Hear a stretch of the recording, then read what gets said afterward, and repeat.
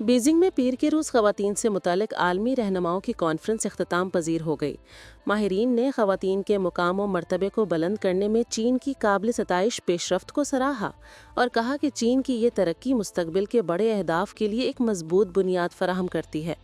Y cuando miro hacia atrás y miro estos 30 años que जब मैं गुज़श्ता 30 बरसों पर नज़र डालती हूँ और देखती हूँ कि चीन ने ख़वातीन की ज़िंदगी के मयार को बेहतर बनाने में कितना शानदार काम किया है, तो ये वाकई काबिल तारीफ़ महसूस होता है।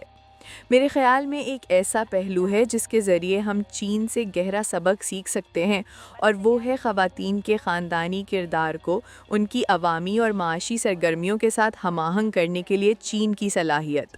मेरा ख़्याल है कि ख़वातीन के ख़ानदानी और समाजी किरदार के दरमियान एक तारीख़ी तनाव मौजूद रहा है, जिसे चीन ने अपनी कौमी पॉलिसियों के ज़रिए नहायत मौसर अंदाज में संभाला है।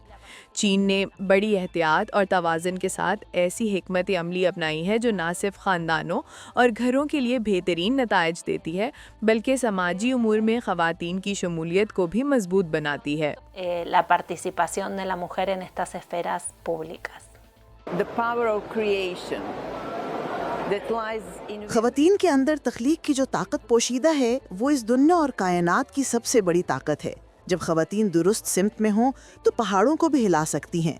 जैसा कि आप जानते हैं, कहा जाता है कि ख़वातीन आसमान का निस्फ हिस्सा संभालती हैं। ये बात चीन में मशहूर है, लेकिन आइए मिलकर कोशिश करें कि ये निस्फ आसमान पूरी दुनिया पर यकसन तौर पर रोशन हो। that half of the sky on the global level. China is continuously investing in the चीन ख़वातीन की सलाहियतों में इजाफे के लिए मुसलसल सरमायाकारी कर रहा है। दरअसल यही तरक्की का एक निहायत अहम इशारिया और अंसर है, क्योंकि सलाहियत के बगैर आप मौक़े से फ़ायदा नहीं उठा सकते, जबकि हुनर ना हो तो मौक़े भी बेमानी हैं।